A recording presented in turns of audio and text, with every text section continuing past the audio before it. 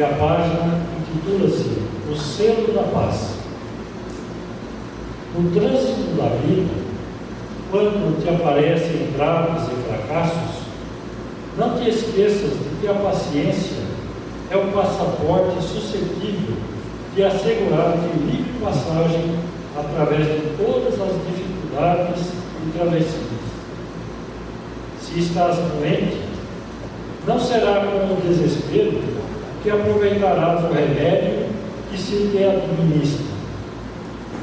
Se experimentaste algum desgosto, a irritação não te afastará do íntimo a nódoa de sombra. Se sofreste prejuízos de ordem material, não será parando em acusações e gritaria que conseguirás a restauração dos próprios recursos.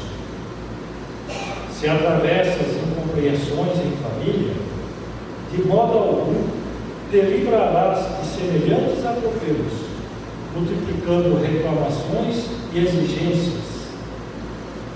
Se esta ou aquela pessoa querida se te mostra preocupada a ponto de ferir, não será martelando em o crânio que lhe traçarás o processo de cura.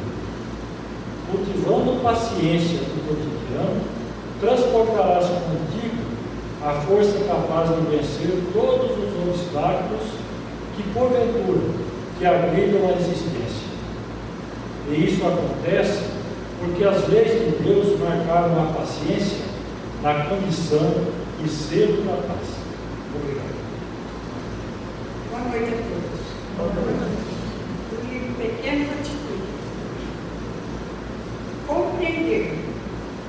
É tão fácil reclamar de tudo, devolver o mal, apontar as falhas alheias, criticar as coisas e pessoas, discutir no trânsito, castigar os filhos, cobrar do cônjuge, exigir do governo.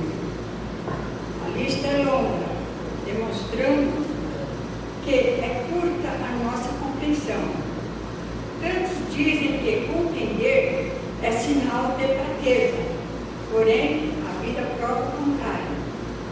Para reagir com fúria ou crítica é muito fácil, não pedindo coragem, qualquer um faria o mesmo, mas compreender nos exige muito. Precisamos abafar nosso orgulho, nossa raiva, nossa inveja, nosso ódio, nosso amor próprio ferido. Somente as grandes almas conseguem olhar o próximo com amor e compreensão, passando a entender que a doença é ruim e deve ser debelada, não o doente. Precisamos aprofundar os motivos que levam as criaturas aos atos mais ruins e infelizes. Por trás de um agressor há uma mente perturbada e intranquila. Por trás de alguém desequilibrado no sexo e na afeição, há um coração carente de amor. Por trás de tanta frieza, encontramos uma inteligência vazia de valores elevados. E por trás de tanta crueldade, maldade, desprezo por outro, há um ser humano que não conhece paz íntima, nem felicidade, cuja consciência jamais se serena.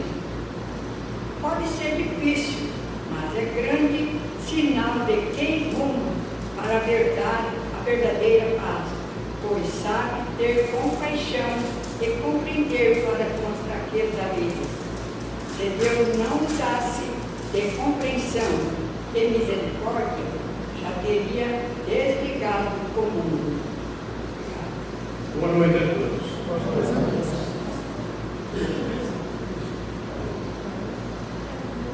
Do livro ABC da Mediunidade, Ricardo Barcelos, do Espírito Odilão Fernandes.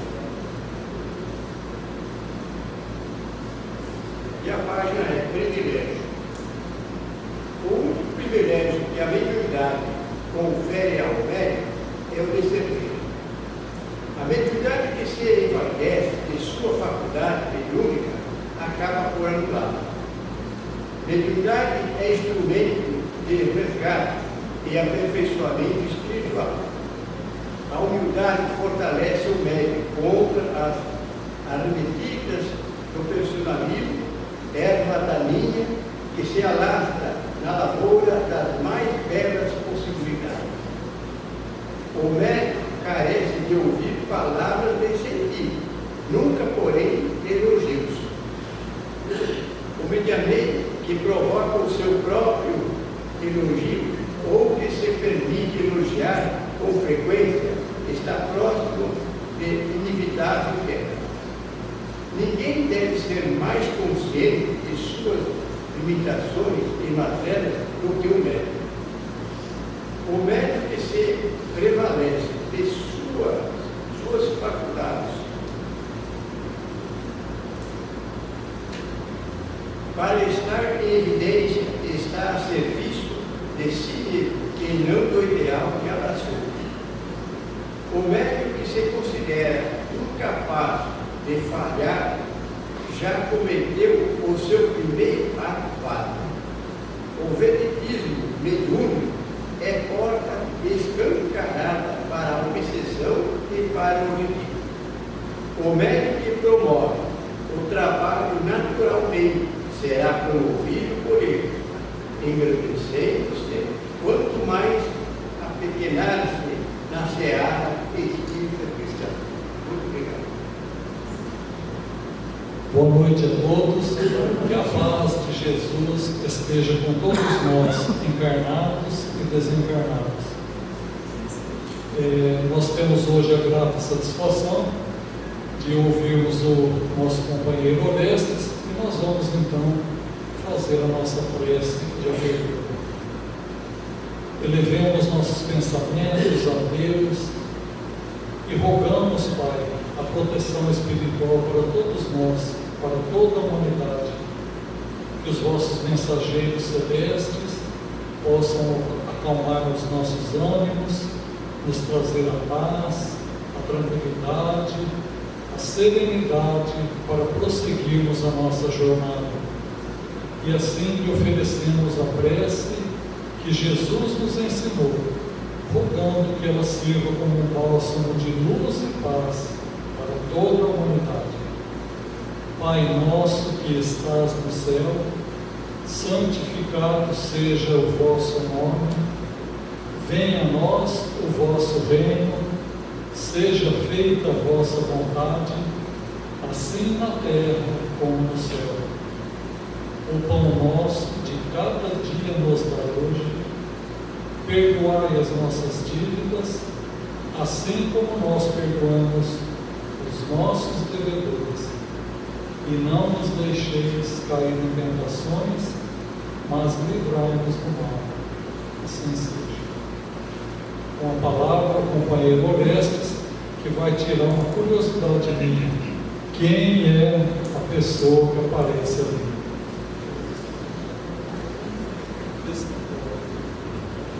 Tem que colocar o microfone mais alto do que foi colocado por Zé Antônio.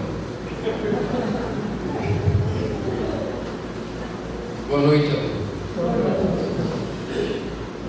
A Dirce, ilustrando como sempre aquelas palavras que a gente vem apresentar aos companheiros de doutrina espírita. A única coisa que ela não consegue fazer, e eu não sei porquê, é um Photoshop de quem vai falar. Eu já pedi para ela, Dirce, dá um jeito nessa fotografia minha, porque do jeito que você põe não está correto, mas ela não consegue. Não sei se porque o original é muito ruim. E quando ela me perguntou qual era o tema da noite, eu disse: olha, não é um tema definido. Nós vamos fazer um prato de alimento espiritual com os ensinamentos, com os ingredientes que a espiritualidade incansavelmente nos proporciona. E da mesma maneira como se faz um prato aqui para o alimento do corpo, nós vamos deixando alguns ingredientes de reserva para, no momento adequado, ele fazer parte da receita como um todo. E um desses ingredientes que está na reserva é exatamente a fórmula. Deus Senhor, no início do século XX até meados do século XX, numa difícil provação da lepra. Vocês podem ver a face carcomida pela doença, as mãos depositadas sobre o colo em garra e o seu pé também vitimado pelo mal de Hansen, a lepra, que naquela época não tinha cura, todo arrebentado por motivos que nós iremos abordar. Eu tenho um certo radar para bater de encontro com assuntos que colocam a doutrina espírita ou a espiritualidade em confronto. E esta exposição da noite surgiu quando, por acaso, eu assisti no meu celular uma senhora que postou uma mensagem na rede social e que, em resumo, ela queria dizer o seguinte: os espíritas são engraçados. Enquanto João de Deus fazia curas, ele era espírita. Mas agora que está acontecendo todas essas denúncias contra ele, os espíritas querem dizer que ele não é mais da doutrina espírita. A afirmação dessa senhora, ainda jovem, ela é fruto de um dos dois motivos: ou da ignorância do que seja doutrina espírita, ou fruto daquela pequena dose de má fé que nós carregamos dentro de nós ainda. Porque nunca João de Deus afirmou que ele era espírita. Dizia-se sempre portador de mediunidade de cura. Inclusive, o próprio local mostrado pela televisão, de onde ele atendia, não caracteriza de maneira nenhuma um centro espírita. Nós vemos ali imagens de figuras religiosas de outra religião, triângulos pendurados na parede, fotos diversificadas, inclusive a dele mesmo, portanto descaracterizando o local de atendimento como sendo um centro espírita. Mas não quer dizer então que quem é portador de mediunidade é também espírita? Não. Nem todo espírita é médium, e nem todo médium, aliás, nem a maioria dos médiuns são espíritas.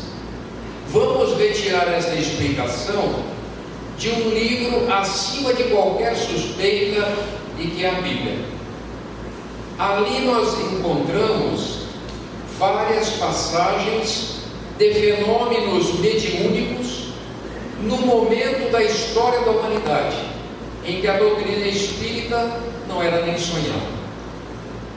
Um desses momentos grandiosos foi quando a nossa Mãe Santíssima Maria de Nazaré recolhia água do poço da pequenina cidade de Nazaré e teve diante dos seus olhos uma visão mediúnica esplêndida de um ser espiritual de elevada hierarquia que anunciou a ela que ela era bendita entre as mulheres, porque conceberia o Messias esperado, o Redentor da humanidade. Foi uma visão mediúnica. Não foi nenhum encarnado da cidade de Nazaré que chegou para Maria e disse isto. Então, um fenômeno mediúnico que ocorreu quando nem se sonhava em doutrina dos Espíritos. Outro fenômeno que está na Bíblia: Zacarias, ele era casado com Isabel, que já era idosa. Isabel era prima de Maria de Nazaré. E apresentou-se a visão espiritual de Zacarias, um ser espiritual que lhe afirmou o seguinte: sua mulher, Isabel, vai engravidar. E ele retrucou: mas ela é idosa, como pode ser isso? Sua mulher vai engravidar, vai gerar um menino, a quem você deverá chamar de João, mais tarde denominado Batista, pelo ato do batismo nas águas do rio, e que será o precursor do Redentor. Portanto, de uma certa forma, João o Batista era primo de Jesus, o Redentor. Fenômeno mediúnico, onde não existia doutrina espírita. Um outro fenômeno: quando Saulo de Tarso, na perseguição aos cristãos, dirige-se à cidade de Damasco e Jesus se apresenta a ele, ele fica cego devido à grandiosidade da intensidade de luz e da poeira do deserto que lhe invade os olhos. Saulo então dirige-se para Damasco, onde havia um senhor que se chamava Ananias, e a quem um ser espiritual recomendou que procurasse por Saulo e lhe restaurasse a visão. Fenômeno mediúnico, onde não existia doutrina espírita. Um outro fenômeno que está na Bíblia: o rei Saul mantinha a guerra contra os filisteus, que era um povo daquela época. E ele se dirige, antes da última batalha, a pitonisa de Endor, que era uma mulher, uma sacerdotisa, capaz de se comunicar com os mortos. E através desta sacerdotisa, o espírito de Samuel anuncia para o rei Saul que ele iria perder a batalha e todos iriam morrer. Fenômeno mediúnico que ocorreu quando a doutrina dos espíritos não existia. Vamos agora acrescentar um outro ingrediente. Mediunidade só existe em pessoas de elevada moral. Porque quando se fala em mediunidade, logo nós nos lembramos do apóstolo Chico Xavier, de Edivaldo Pereira Franco. Mas a mediunidade, e agora nós vamos colocar pitadas no nosso alimento espiritual, do livro dos médiuns e do livro de André Luiz, Evolução em Dois Mundos, um livro, para mim, extremamente difícil de ser compreendido. Mas no livro dos médiuns, Kardec, na questão 226, ele faz a seguinte pergunta: o desenvolvimento da mediunidade está em razão do desenvolvimento moral do médium? Resposta: não. A faculdade propriamente dita relaciona-se com o organismo, é independente do moral. Não ocorre o mesmo com o seu uso, que por ser mais ou menos bom, segundo as qualidades do médium. Mais abaixo, Kardec ainda coloca: pessoas indignas dela são dotadas porque têm mais necessidade do que os outros para se revelarem. Pensais que Deus recusa os meios de salvação aos culpados? Então vejam bem, está claro, nítido, de que mediunidade não existe apenas em pessoas de elevada moral, sendo um recurso da misericórdia de Deus para que o indivíduo resgate problemas do seu passado. Em André Luiz, no capítulo 17, ele faz a seguinte afirmativa: forçoso reconhecer, todavia, que a mediunidade, na essência, quanto à energia elétrica em si mesma, nada tem a ver com os princípios morais que regem os problemas do destino e do ser. Dela podem dispor, pela espontaneidade com que se evidencia, sábios e ignorantes, justos e injustos, mais uma vez ratificando que a mediunidade não existe somente nas pessoas de elevada moral. Agora então vamos colocar um pouco de pimenta no alimento da noite. Poderia ocorrer, caso João de Deus realmente fosse médium, dele promover curas? Então, pimenta no alimento nós estamos desenvolvendo. Poderia ocorrer curas caso João de Deus realmente fosse portador de mediunidade para proporcionar aos espíritos as energias necessárias para curar a enfermidade? E aí? Sim, depende do moral. Suponhamos um médico muito desenvolvido no campo intelectual, mas não desenvolvido na moral. Ele faz ligação com João de Deus, sendo este portador de divinidade, e pode promover curas. Mas se ele não tem moral, se ele não tem bondade no coração, ele vai ter interesse de socorrer alguém? Vai, pelo interesse que ele tem de induzir o médium a esses acontecimentos que nós estamos presenciando, sem entrar no julgamento se são verdades ou não. Absolutamente não estamos entrando no mérito do problema.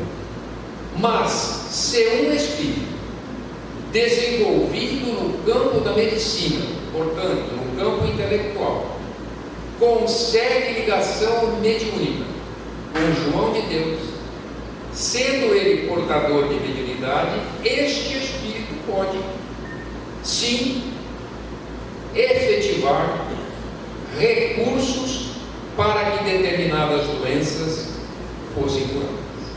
Concordam ou discordam? É um raciocínio lógico, né? A doutrina dos espíritos é um bom senso, é a fé raciocinada. Nós temos que ser absolutamente justos, corretos, para evitarmos deslizes como essa senhora que eu assisti no vídeo. Agora a segunda pergunta: nossa, João de Deus está perdido, está condenado para sempre. Vocês acham que é isso? Por acaso os erros, caso ele os tenham cometido, não estamos emitindo julgamento, caso eles tenham acontecido, deixa de ser filho de Deus? Será que Deus errou quando criou aquele espírito que hoje nós conhecemos como João de Deus? Será que Deus errou quando Ele criou a nós todos esse monte de defeitos de que nós somos portadores? Não. A lei de Deus, ela é inflexível num aspecto: a lei do progresso do espírito imortal. E nós vamos agora demonstrar isso para vocês e saciar a curiosidade do Zé Roberto, trazendo a prova de que, por piores que nós estejamos sido em nosso passado, nós chegaremos lá, na perfeição para a qual nós fomos criados um dia. Coloca aí o meu pai. Alarico I, um guerreiro violento, conquistador, cheio de ódio, que existiu no leste europeu, aproximadamente na região da Alemanha. Este homem tinha uma carga de ódio tão grande, tinha um desejo de conquistar tão poderoso, que ele simplesmente devastou o Império Romano no século IV do cristianismo. E não satisfeito de destroçar Roma e seu império no leste europeu, ele invadiu o continente africano nas regiões dominadas por Roma. E ele mandava que seus soldados, a golpe de chicotes, arrancassem mãos, braços, pernas, face, olhos de todos os povos conquistados, fossem crianças, fossem velhos, fossem mulheres, adultos, jovens. Ele arrebentava, ele passava por cima pela fúria de conquista que ele tinha. E este homem, Alarico I, quando ele morreu, ele tinha deixado ordem para seus soldados sepultá-los no leito de um rio, para que o local do seu sepultamento jamais fosse descoberto. Em cumprimento da ordem de Alarico I, os soldados escolheram os escravos que escavaram o leito do rio, sepultaram o corpo de Alarico I, o cobriram com o terreno do próprio rio, e estes escravos, por ordem dele, foram todos mortos, para que não revelassem a ninguém o local onde o seu poderoso chefe estava sepultado. E interessante que quando Alarico I vai invadir Roma, Santo Agostinho pede a ele que poupe os lugares do cristianismo. E ele responde a Santo Agostinho o seguinte: não me fale em nome de nenhum Deus, porque eu sou teu Deus. Mas estranhamente, ele invade Roma e todos os locais onde o cristianismo tinha a sua parte, ele não destruiu. No século V para o VI, este espírito que sofreu muito no plano espiritual pelas atrocidades que ele havia feito aqui na terra, ele retorna de novo, agora como Alarico II, também guerreiro, um pouco mais atenuado pelo sofrimento passado no mundo dos espíritos, mas ainda um espírito guerreiro, conquistador, que invadia, não com a brutalidade e com as atrocidades de Alarico I, mas ainda deixando bem nítido no seu espírito a dose de violência da qual ele era portador. Alarico II desencarna em uma das batalhas e retorna para o plano espiritual a colher as consequências desagradáveis, nocivas, dolorosas do seu comportamento na terra. E a próxima reencarnação deste espírito que nós temos notícia foi no século XVI para XVII, como o poderoso cardeal de Richelieu, um cardeal que praticamente dominava o rei daquela época. Era ele que manipulava por detrás e ditava as normas que o rei tinha a seguir. O cardeal de Richelieu também, a exemplo de Alarico, primeiro, é o mesmo espírito, foi abordado agora por São Vicente de Paulo, que pediu ao cardeal de Richelieu que não promovesse guerras nem dentro da França, nem fora dela. Mas Richelieu, que tinha ainda uma forte carga de violência para a guerra, não atende a Vicente de Paulo e passa a promover guerras internas na França e fora da França. Este espírito do cardeal retorna ao plano espiritual. Vejam bem que ele vem sequenciando: Alarico I, Alarico II, cardeal Richelieu e finalmente, no início do século XX, Jesus Gonçalves, que é este que vocês viram na foto. Ainda o nome dele era Jesus Gonçalves. Passou a ser Jesus Gonçalves, porque quando ele desencarnou, ele ficou tão humilhado que ele pediu para que seu nome não fosse o nome do Redentor, Jesus, e sim que colocasse no acento Jesus Gonçalves, para diferenciá-lo de Jesus.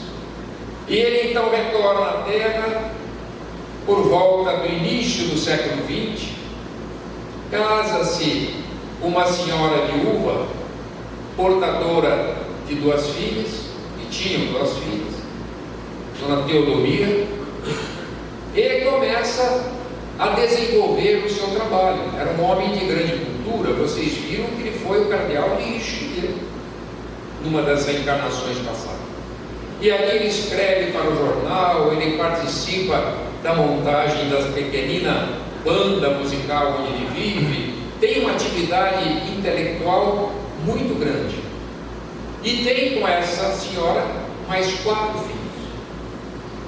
Quando, na idade de 27 anos, aparecem nele os sinais da lepra. E naquela época, como não havia tratamento, a lepra era uma sentença condenatória. Leproso tem que ir para o sanatório. Como ele morava numa cidadezinha pequena, próxima de Bauru, ele foi removido para o sanatório de Aimorães, que eu conheci porque durante o curso de medicina eu tive que estagiar por lá por volta do ano de 1961. E ele sempre revoltado e descrendo que Deus existisse. E ali ele conhece uma senhora de nome Lilita, que tinha conhecimentos espíritas e que procurava sempre colocar uma semente da ideia da imortalidade no espírito endurecido de Jesus Gonçalves. Mas ele não aceitava. Até que no dia do desencarne dessa sua segunda esposa, ela se manifesta e através de uma das médiuns ainda no sanatório, diz assim para ele: velho, não duvide mais, Deus existe. A partir desta prova, ele começa a ler o livro de Allan Kardec, O Céu e o Inferno, e vai ali tomando as primeiras noções de espiritualidade, mas continua duvidando. Como ele era portador, devido à enfermidade da lepra, de dores no fígado muito intensas, um dia pegou um copo de água, pôs em cima da mesa e disse assim: se Deus existe, eu vou esperar 5 minutos para que alguma coisa dessa água seja posta e que tire minha dor do fígado. Esperou os 5 minutos. Quando ele levou a água à boca, ele sentiu um gosto amargo.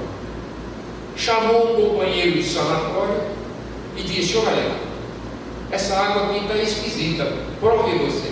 O companheiro pôs a água na boca e realmente a água estava amarga. Ele ingere a água e a dor do fígado desaparece. Aí ele pede a remoção dele para um sanatório de Osasco, perto de São Paulo. Não consegue. No caminho para São Paulo ele passa muito mal e é internado em Pirapitinga. E aí ele encontra a dona Ninita, né?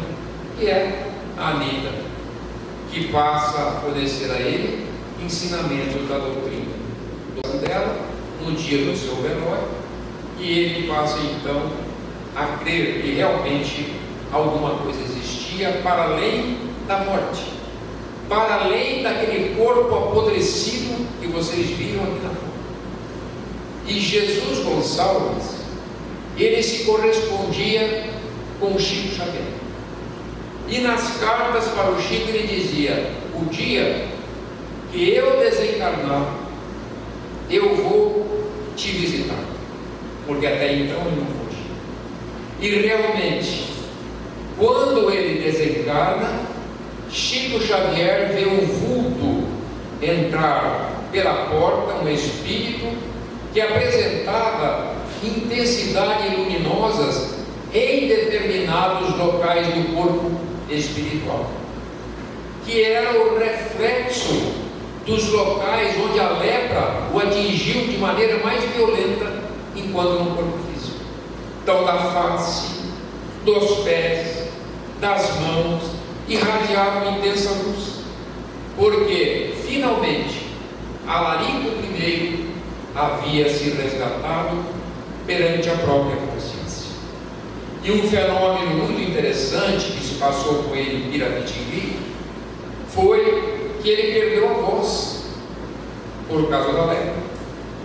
E lá ele tinha fundado um centro espírita que se chamava Santo Agostinho. 20 dias antes dele desencarnar, ele comparece com muita dificuldade a este centro espírita, dentro do sanatório. E ali os espíritos trabalham naquele momento a sua voz, e ele consegue por 2 horas falar sobre o Evangelho aos presentes. Este fato se repete mais uma vez antes do desencarne. Sem a voz, comparece ao centro espírita, a voz que é restaurada, e ele mais uma vez fala sobre o Evangelho, sobre a imortalidade, sobre a justiça das leis de Deus ao povo presente. Por isso que nós perguntamos naquela ocasião: João de Deus está irremediavelmente perdido? Se nem Alarico I, com todas as atrocidades que ele promoveu, esteve, chegou no resgate como Jesus Gonçalves, e depois Jesus Gonçalves, a pedido dele, não seria João de Deus, por tudo que ele fez ou não fez, não nos cabe julgá-lo, mas ele está inserido no caminho para atingir a perfeição, como todos nós também estamos. Por isso, no momento em que nós fazemos a nossa oração do Pai Nosso, tomemos cuidado para não nos condenarmos. Perdoai as nossas dívidas, assim como nós perdoamos os nossos devedores. Ora, se nós não perdoamos, o que nós estamos pedindo a Deus? Que não nos perdoe também. E agora eu queria apresentar para vocês um dos soldados de Alarico I, e que hoje está aqui falando para vocês. Foi um dos que estavam lá, no meio das batalhas, fazendo atrocidades. Por isso sempre existe para nós, para todos, a chance, tantas oportunidades quantas forem necessárias, para que nós proporcionemos a Deus a certeza de que nós não abriremos mão daquele plano do progresso até a perfeição que Ele criou para todos nós. Sejamos dignos da providência divina, sejamos dignos da nossa própria consciência, sejamos dignos da vida, da imortalidade, da reencarnação, da chuva de bênçãos que se derrama sobre nós todos os dias, quer no corpo físico, quer fora do corpo físico, quer nesta existência, quer em outras existências inumeráveis que nós teremos, para chegarmos ao resgate que nós necessitamos. Portanto, era a mensagem deste alimento espiritual, com os ensinamentos da doutrina espírita que nós trouxemos para a noite de hoje. Saboreie lentamente, não faz mal, não tem contraindicação e só nos fortalece a saúde física e espiritual, com certeza. Não altera colesterol, não altera o açúcar no sangue, não nos envelhece, pelo contrário, só nos rejuvenesce e nos põe no caminho da esperança para alcançarmos a honra daquele dia perdido na antiguidade dos tempos, em que Deus, no seu infinito amor e na sua infinita misericórdia, disse assim: faça-se o Orestes, faça-se o Milton, faça-se a Dete, faça-se o Zé Roberto, faça-se todos nós, para a minha glória, para o meu prazer de ver todos esses filhos um dia estarem comigo no reino da paz e no trabalho sem fim do universo. Boa noite.